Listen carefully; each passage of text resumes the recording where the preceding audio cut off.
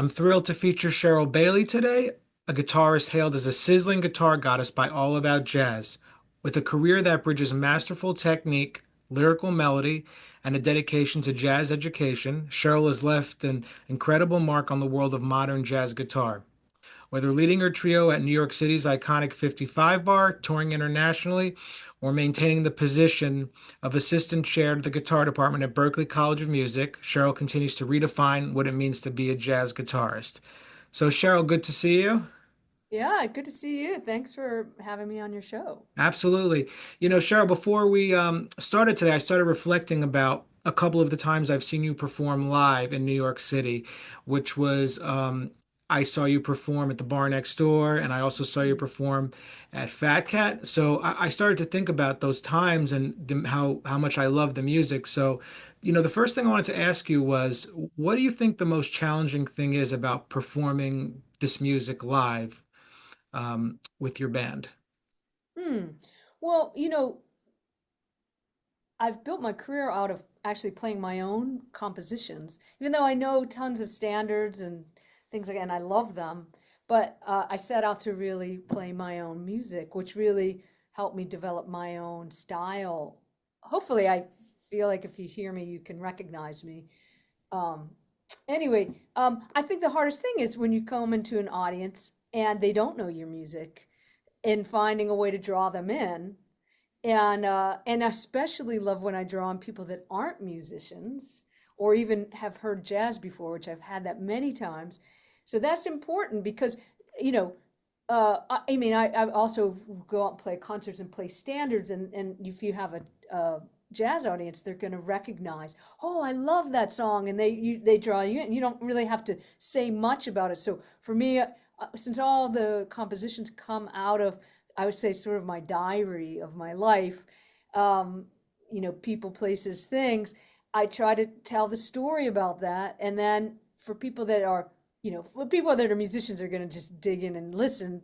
But I want to welcome as many people into my audience as possible. So I think that's the challenge.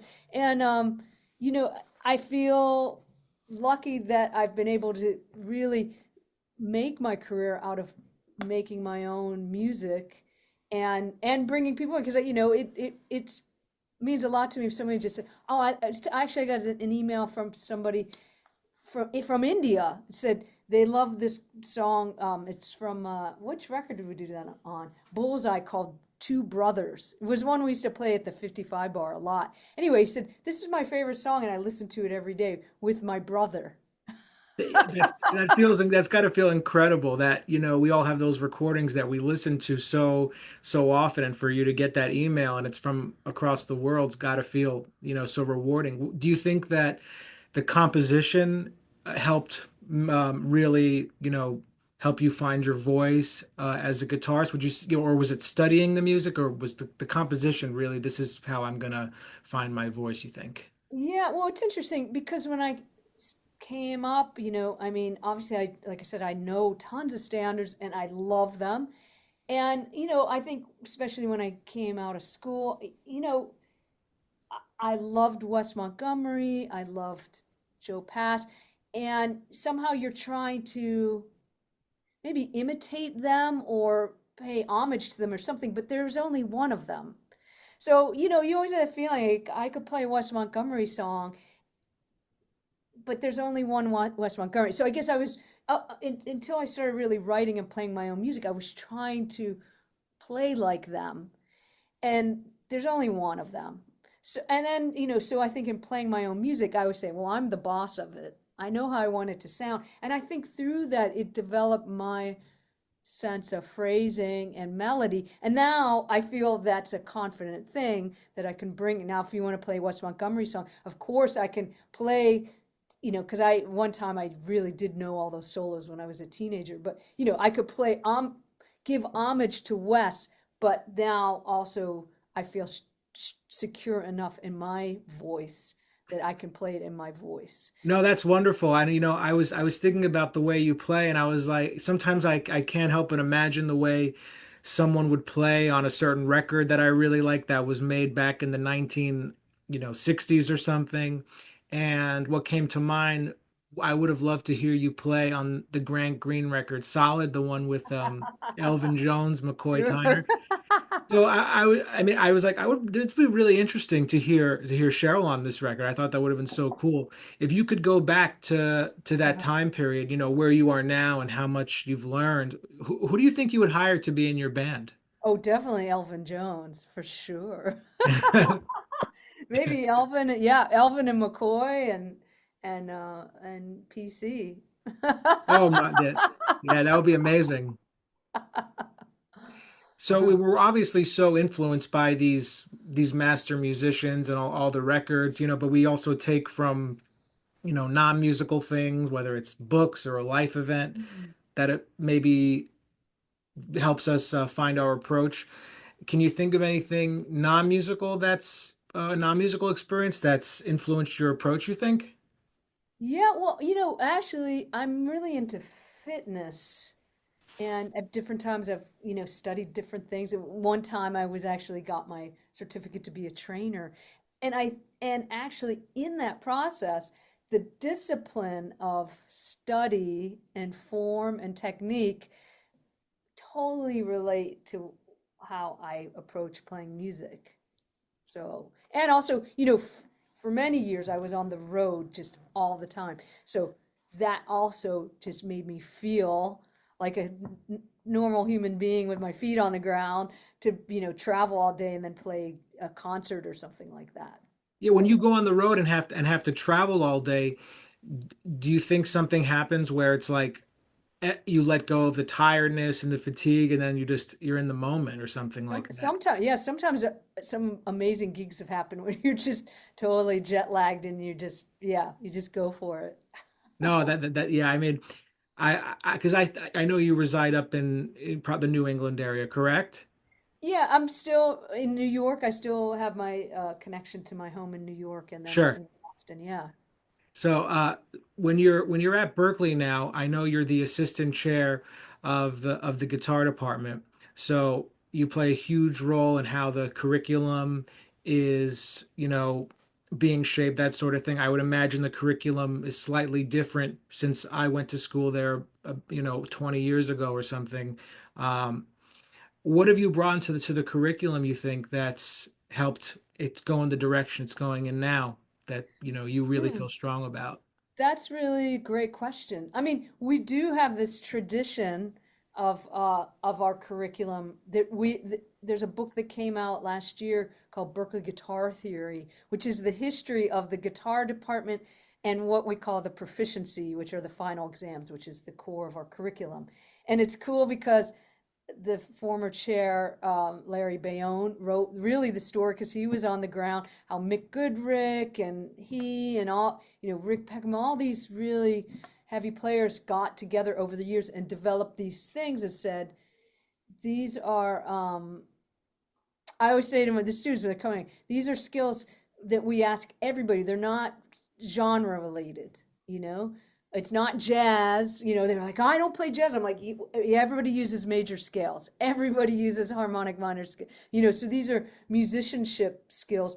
To, I always say, be proficient. That's why we call it the proficiency, to be professional. And if you really have the desire and the discipline to become great. I think that learning all those, I mean, I remember, doing the eighth semester, the proficiency, you really know the neck of the guitar, you know everything inside and out. And even if you don't use these things in the Yeah, music you play, the discipline that it takes to figure these things out and to play them with good totally. time and articulation. You think that's Totally. part of it? Like we want you to have the discipline of what it takes to, make it in this industry because it takes a lot, it takes a strong That's for mind. sure. And you also don't know where you're going to be. Like I always, I could think of my career and just talk to people. Like I always feel like be prepared for anything. You don't know what you're going to do. You don't know what things come your way. So develop that musicianship. That hey, if you want me to do this, I can do that. Maybe you're going to be a composer, an arranger. You know, who knows? We don't know. Yeah, I know, absolutely. And one of the things I also was curious about, I like to ask this question is, about the misconception of what it means to be a jazz musician. Because even, some people who I'm not going to mention any names, but we think some of our heroes have millions of dollars, but really they're struggling on the to pay their bills and stuff like that. People who are on such a high level these Yeah. days. So Yeah. there's the financial part. What do you think's a misconception about being a jazz guitarist that you wish more people understood, or even, other jazz musicians, who are younger? Yeah, well, I guess the thing is playing jazz is really where I see my voice, but I love all kinds of music and I play all kinds of music. You know what I mean? So, and I have reverence for being able to play, especially, that flexibility of playing different things. So I don't put myself in that box. To me, again, I kind of think this is a level of musicianship where you can go wherever you want to go, you know? And I also think too, I mean, how many of my students will be dedicate themselves to just playing jazz? Probably not a lot of them, but they're going to go out and have careers, and that discipline and study, like you were saying, of understanding harmony and voice leading and just being able to get around your instrument are going to apply to everything else you do. Here's So one thing I will say about Berklee is that um, maybe I did not understand the things I was being, you know, you say you have to learn X, Y, and Z by this point. However, I was able to get a job working on cruise ships like when I was 19 years old, just because I think I knew the neck of and I could sight read and stuff like that. So I give Berklee a totally, lot of credit. It really in the guitar world. So, totally, yeah. totally. Yeah, I think there you go. Yeah, it's right then and there. So I was also curious too about, we make a decision to become a professional musician, something clicks in our lives, we maybe see a performance or something. When did you know, I know what I'm going to do for the rest of my life? Like, or was there like a Mhm. life-changing moment or a light switch went on sort of thing? Yeah, well, when I was little, and they'd go, "What do you want to be when you grow up?" I would say an artist or a great poet or something. You know what I mean? My family, I come from a family of professional church organists, actually. My mother, my grandmother, and my great grandmother. And so we all studied music. I would feel so blessed that I had a house that was filled with being creative. And my all my siblings my brother's a cartoonist, an amazing cartoonist. My sister's a leader in drama therapy, so she was in the theater. And my other sister is the one who can do everything. So it was never a strange thing to say, I'm going to go to music school. Or, my grandmother literally gigged till she was 91 years old. The only reason was she couldn't get up into the box to play the organ. So, I mean, that's it wasn't strange. It was like, well, you're going to go out and work and do your thing. So, I mean, I guess when I finally took music seriously when I was probably about 13 years old, or guitar, I was like, I'm going to play the guitar. I didn't really think of any, like, what else would you do? And then, no, that's young to know where you. I mean, it's really special when you feel that connection at such an early age. Yeah, well, I mean, I think it was encouraged, and it wasn't like, wow, that's a crazy thing to do. Don't do that. Or um and actually, in fact, oddly enough, I was playing in bars when I was 15, playing what we call classic rock, whatever. I was a rock guitarist and stuff.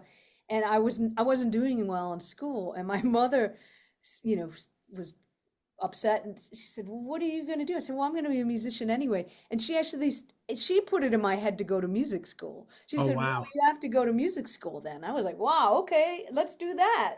But that was also sort of the bargain. Like you had to get your grades up so you can go to music school, and so that was all. It turned out to be a win-win situation.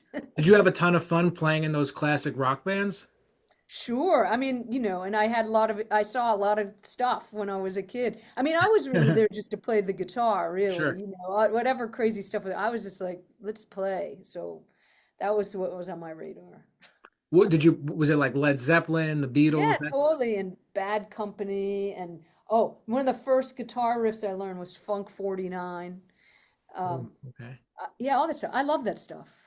I Yeah, just love great guitar playing, great music. It doesn't style is doesn't mean anything to me. absolutely, absolutely. I think that's one of that is a just because we love and play jazz, we love and play so many other styles. Totally, totally. Going to school for music and we get mentored and stuff. We meet some people we really look up to. Um, did you ever have, what was it, was there ever a difficult point? Maybe there was you faced some criticism or some teacher pushed you to that it was a difficult time that maybe shaped your journey a little bit? No, I mean I've never I've always actually I welcome teachers to push me and be critical. Uh yeah, I mean I not in that way. No, but you like you I've know. had some a few we could call Me Too moments, but that's a separate topic than a Oh teacher wow. who's really, you know, pushing into you pushing into you to, kick your ass. But I mean, I was always that student who was eager, and I always felt my teachers didn't, until when I went to New York, I studied with Rodney Jones. He was a tough teacher, man, and I appreciated how tough he was. He He was was the very he kind was of teacher, critical. yeah, I mean, he was the kind of teacher to find your weak spot and just like, like put his thumb in there, like But that's what I went. I didn't go to a teacher for them to tell me I sound good. Yeah, I think that's one of the things a lot of they want to be told how great they are. Yeah, I never. Why would I do that? I could Yeah. play for my mother. She would tell me I sounded great. I go to a teacher to, and be constructive, not mean. I mean, I guess I didn't experience anyone who was mean or cruel. They would tell me stuff because they were being honest about Yeah. what I needed to improve on. So, I remember going to he wasn't my teacher, but also just older people. I mean, I think this is the thing that's amazing about music is that you want to be around elders and mentors because they know a lot more than you. And I remember going to jam sessions. There was a bass player around town, and he kind of took me under his wing, take me to jam sessions, and I go up, and someone would call a standard, and I say, I don't know it. He'd go, you don't know that? You didn't need to tell me twice. I didn't go home and cry like, oh, they were so mean to me. Like I went home and said, okay. And next time I went to the jam session, I made sure I would call that tune. That's what I'm talking about. Like you get that fuel, what do they call fire for fuel or fuel for, you know Yeah, what I mean? yeah, totally. Yeah. Those moments really can shape us. You had mentioned that guy from India who emailed you saying that he listens to your song every day. Is there something that you're still revisiting constantly Mm. that maybe the soundtrack of your life that, just keeps Mm. coming on regularly? Wow. Wow, there are a lot of things. I love Claire Fisher, African Flutes. I love that record. It's probably one of my favorite things ever. And of course, Chicoria Return to Forever. I will always listen to that anywhere, anytime, over and over again. Also, My Spanish Heart is also one of my other. I'll never get tired of that. Yeah. And a lot of people don't realize that if you're going to be a jazz musician, you're always evolving and you want to always play better and get the magic. Can you maybe share with us something that you're working on or exploring now musically that's exciting you a little bit? Um, yeah, well, it's interesting because I do have this job as an administrator. So my life is a little bit different. Because when I was just freelancing, it was just constantly just shedding, working on music. So now I have to be very selective of how I use my time. Not that I wasn't before, but it's that much more crucial. So a lot of times, for instance, I work with Jerry Bergonzi, and his music is really, wow, challenging. So, a lot of times, for instance, I have something coming up with him, and I have something coming up, although project with Ronnie Ben Hur in New York. So, whatever the repertoire is, that's what I'm spending my time on. And also, a couple weeks ago, I was at Jazz at Lincoln Center with Rufus Reed, and his music he wrote. writes a lot for the guitar. It's a big band, but anyway, so like when I have those, my stuff is really project oriented. So for instance, I might take a tune, one of the tunes, and just I put all of my technical studies through it, if that makes any sense. Sure, sure. I'm really into Hannon, so I might take one of those songs, slow it down, and just apply because I have to be really efficient with my time. Wow, wow. So So, I can work on technique and repertoire sort of at the same time. so you'll take the piece of music, like let's say, and like the chord changes are, X, Y, Yes. and Z, and Yeah. you'll actually do these technical exercises through each of the chords. Yeah. Yeah. So Wow. I'm a huge uh, advocate for slow practice. Slow it down. You're Because you preaching can be to the like, choir. yeah, you can triple time over it. Like just, and also feeling the phrasing and the spacing and then kind of internalize it. So I spent a lot of the time really practicing that. And then and I'll be like, oh, I have 15 minutes left. Okay, let's take it up to tempo, or let's maybe even take it beyond tempo to see if I really have internalized it. Wow. And you're talking about, this stuff is coming up to play with Jerry Bergonzi, who's one of the greatest to play the instrument of the 21st century, I would say. Absolutely. And it's he's tremendous. And you have this position at Berklee. You were also teaching at Berklee, the privately. You've Mhm. played at all these wonderful venues in New York. So at this point today, what do you think you're most grateful for Mm, in your career, would you say? wow. Wow, that's an interesting. I can't think of one thing, but I mean, I just feel that every opportunity I'm grateful for. I mean, every time I get to play and I get to play with somebody like Bergonzi or what, actually, I always say to my students, like, if you figure out how you can get paid to learn, you figured it out. And I sort of always thought about like, well, they're paying me to play on their gig, but I'm actually there learning. That's So, amazing. I mean, if you figure that out, you're gonna have a great career and just keep growing and be very grateful every moment. Absolutely. When what for you makes the music like reach that level when you're like, we hit something new Mm, tonight? Could you put that mm. into words, you think? Yeah, it's a whole kind of organism. I mean, this is the thing about live music, especially when you have an audience that's really there to listen. That's part of it. You feel that excitement in the room. I mean, I'm telling you, you can sit home and listen to all those great Miles records and you can do that. Please do that. But to go and be there in the room when it's happening, that is an energetic experience. And that is to me the art form of it. But when that happens, so, everybody's listening. Key thing is we're all listening at the same time with that intensity. So on the bandstand and in the audience, and you feel that when something, whether it's like somebody changes the groove, somebody changes the dynamic, whatever that is, and you feel that coming back at you from the audience. To me, that's where it's at. Would you say that, improvisation is such a mystery? I mean, something has to kind of click, I think, to start really doing it. We know we could. Do you think about it more like, would you say it's emotional or technical, or even sometimes people think it comes from a spiritual place where these things like, I know Bob Cranshaw used to say the music came through him or something like that. Hmm. Like, how do you feel Hmm. about that? Just Yeah, I mean, curious. I think ultimately when people say they're in the zone, it's almost as if it's sort of an out of the body experience. Like you're kind of listening from somewhere else and observing the whole thing. And when you have that place where everybody, somehow you can play things you never thought you could play.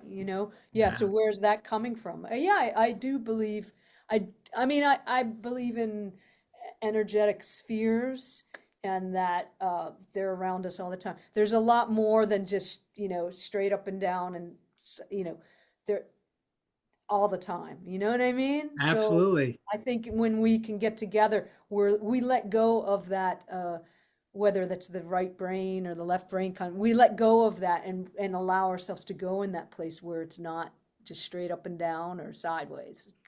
You really can't bring like you have to like let go of everything on the bandstand and you can't bring Oh, your day to day in, I guess, right? totally. Total immersion. Yeah. Wow.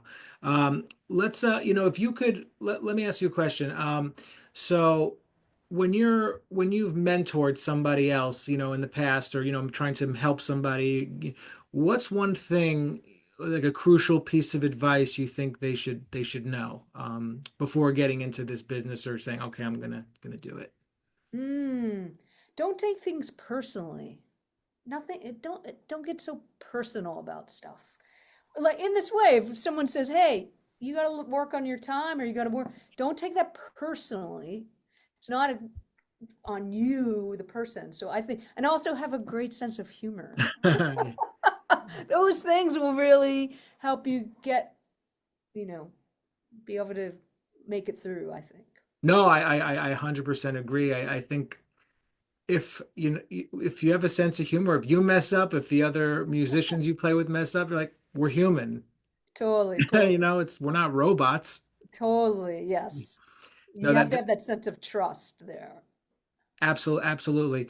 Um, have you, out of all the concerts you've done over the years, are there any that stand out? Maybe certain places you've played or the audiences? Did you like playing in the clubs more, or maybe like doing I like the faculty concerts? Well, what stands out to you that have been some of the most memorable? Yeah. Well, definitely when, the 55 bar was around. I mean, that room as a listener and a player was one of the best sounding rooms ever. It was a small room, and I think either with my own bands or as a side person, I've had some just incredible experiences there. I also have really enjoyed quite a bit uh, in Japan, more so like in the countryside when you get out of the big cities, you know, sometimes they're very small, intimate rooms and where you play, and the people love the music and they're very knowledgeable about the music. So some of those tours that I've done in Japan with Shingo Akudara, the great Japanese drummer, those stand out in my mind. It's really, great times I've had in my life. Yeah, for those who don't know the 55 bar, it's just a vibe. You can't really put into words. No, Hopefully there'll be something, new that's coming up that's has a similar vibe. You yeah, hope for yeah. that. So, Cheryl, this has been spectacular. And I can't tell you how much I appreciate your time. You're someone I've always looked up to for a while. My first time hearing you was a video of playing, I think maybe Along Came Betty or something on Oh YouTube, and it yeah. was just like, whoa. So, well, where can everybody find you in terms of, your website, social media, that stuff? Yeah, well, just myname.com, Cheryl Bailey, SherylBailey.com. I try to keep my calendar up to date. You're reminding me I have to put a couple things up there. Also, my social media, Guitar Nerd on Instagram, GTR Nerd, and then my name on Facebook. I definitely keep that up to date. I also truefire.com is I have a ton of content with them, courses, and I have an artist channel there you can subscribe to. It's free. There's different levels anyway. There's tons of stuff there. My YouTube channel also, my new record, one of my newest records is there, free homage. Anyway, that's just share. Just find me on YouTube and you'll find it. There's a Uh, lot to find for content and lessons and all that stuff. yeah, yeah, totally, totally. You'll find me. Just Beautiful. Google me. You'll find me. All right. Thanks so much. Yeah, thank you. And let me know when this is out and we'll get it around, get the word out. Absolutely.